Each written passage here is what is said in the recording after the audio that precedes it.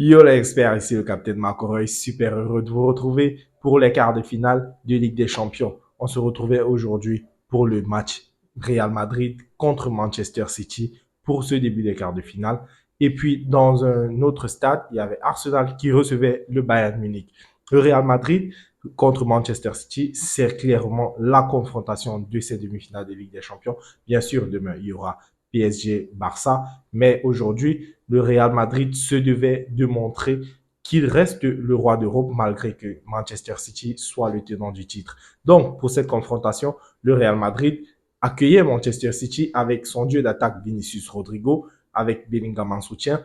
Derrière, Aurélien Tchouameni était titularisé en défense centrale. Bien sûr, vous savez, il y a pénurie de défenseurs centraux actuellement au Real Madrid. Eder Militao vient de revenir de blessure. Il était vraiment très juste pour cette rencontre. Et Nacho n'a pas été préféré pour être titularisé. C'est Rudiger qui accompagnait Chouameni en défense centrale. De son côté, Manchester City venait avec une équipe sans Kevin De Bruyne, Erling Haaland en attaque bien sûr, avec en soutien Jack Grealish et Phil Foden, et puis Bernardo Silva et Kovacic étaient au milieu de terrain accompagnés de Rodri. Donc, ce match a été franchement très très vite entamé parce que dès la deuxième minute, Chouameni, voilà, il fauche Jack Grealish aux abords, bon, pas aux abords, assez loin quand même de la surface de réparation. Et puis, sur le coup franc qui suit, Bernardo Silva le prend. Et le Real n'a pas mis de mur, ce qui est absolument incroyable. C'est vrai, le coup franc était quand même assez loin des goals, c'est vrai. Mais le Real n'avait pas de mur, ce qui était quand même incroyable. Et Bernardo Silva, il prend tout le monde à contre-pied en le frappant direct. Voilà, il a vu que Lounine, il était franchement assez éloigné de son poteau. Hein.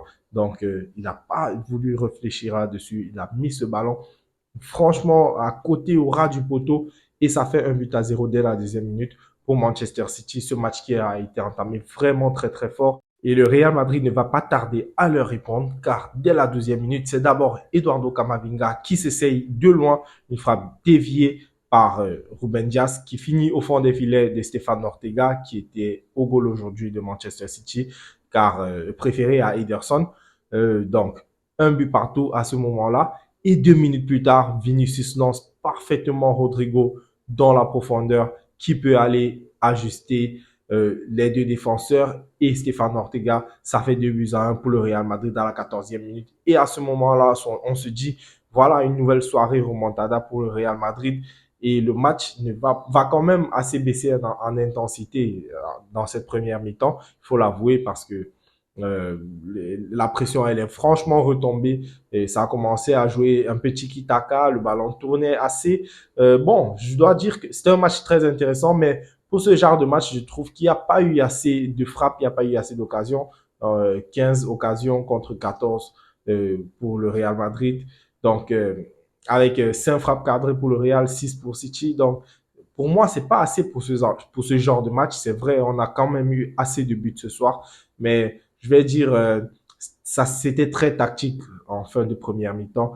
Et puis, on en arrive à la deuxième mi-temps où quand même les joueurs ont commencé à oser, à se montrer parce que en première mi-temps, on va dire ceux de Manchester City, par exemple, il n'y avait pas assez de mouvement, il n'y avait pas beaucoup d'appels. Erling Haaland, c'est vrai qu'il a été énormément muselé par Rudiger, mais Phil Foden ou Jack Grealish, franchement, ça ne bougeait pas beaucoup. C'était très, très, très stérile, voilà, c'était statique.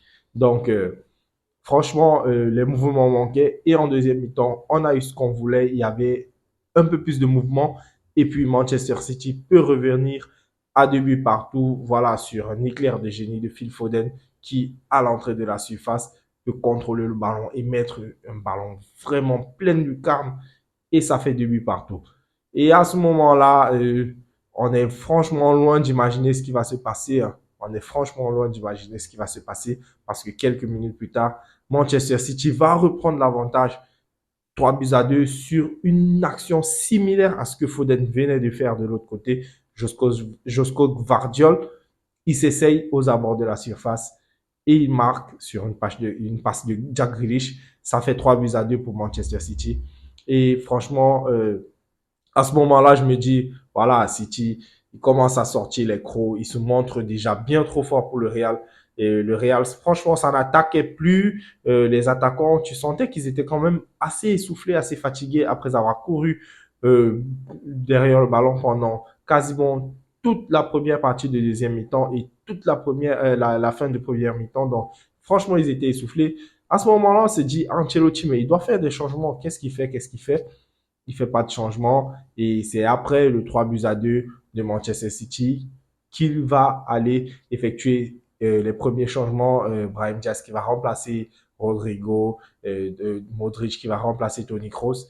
Et voilà, quelques minutes après le 3-2 de Josko Gvardiol, à la 79e minute, Vinicius qui tape un centre voilà, à l'entrée de la surface sur son côté et Fede Valverde qui peut récupérer en reprise de volée de l'autre côté. Ça fait 3 buts partout.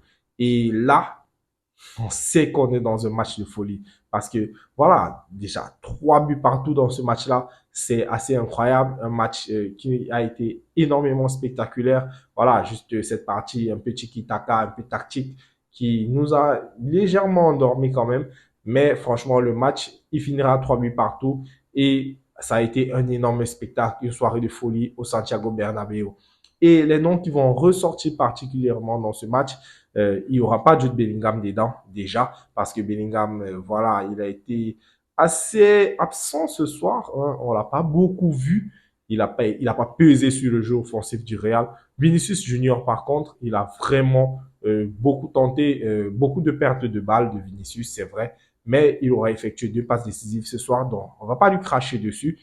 Il a fait ce qu'il a pu. Il a eu une frappe aussi à un moment donné, voilà, où il était un peu esselé face à 2 défenseurs. Il a frappé comme il pouvait dans les bras de Stéphane Ortega. Rodrigo, qui marque un très beau but ce soir. Rodrigo, il a fait son match. Il a fait son match pour moi, remplacé par Brahim Diaz. Euh, après, bon, Brahim Diaz, il a essayé, il a essayé. On sait que ces dernières semaines, il est, son intensité est vraiment quand même assez un peu retombée parce que, voilà, en début d'année 2024, c'est Brahim Diaz qui était clairement l'un des leaders de l'attaque de ce Real Madrid-là. Bon, c'est Manchester City en face aujourd'hui. Il a essayé. De son côté, en défense, Rudiger, il a fait le taf face à Erling Haaland. Haaland n'a pas existé du tout aujourd'hui. Et Kamavinga, il a fait un incroyable match. Kamavinga qui a été dans tous les bons coups ce soir. Franchement, offensivement, défensivement, Kamavinga, il a été présent. Voilà, c'est du grand, du très très grand Eduardo Camavinga aujourd'hui.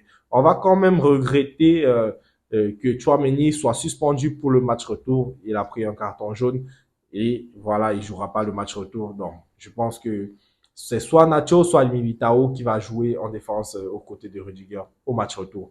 Et du côté de Manchester City, voilà, les qualités habituelles, hein, que ce soit de la part de Bernardo, on connaît déjà, Phil Foden, voilà, des talents voilà, extrêmement forts, ces joueurs. Jack Grealish qui a fait un match assez mitigé. Bon, voilà, il a tenté des fois, il a fait une passe décisive pour Guardiola, donc Grealish, voilà, on va pas, c'est du Jack Grealish, hein. Donc, du coup, ce match finit 3 buts partout et franchement, ça laisse énormément de suspense pour le match retour qu'on attend avec impatience la semaine prochaine. De l'autre côté, Arsenal qui recevait le Bayern Munich ce soir. Arsenal qui ouvre très vite le score par Bukayo Saka. Bukayo Saka qui aura la réponse d'Harry Kane des minutes plus tard. Et le Bayern va même prendre l'avantage, mené 2 buts à 1 et Arsenal reviendra au score avant la fin. Très très beau match aussi entre Arsenal et le Bayern Munich ce soir. Euh, Beaucoup de gens pensaient que le Bayern allait écraser Arsenal comme à leur habitude en fait. Mais Arsenal cette saison, voilà, tu sens qu'il y a quelque chose de spécial et même pas que cette saison parce que depuis 3 ans, Arteta construit quelque chose. Et pour moi, Arsenal, ils ont toutes les chances d'aller l'emporter à l'Alliance Arena au match retour parce que voilà, le Bayern, on sait, cette saison, ils sont vraiment pas au top. Ils sont largués de 16 points en championnat euh, euh, par Leverkusen.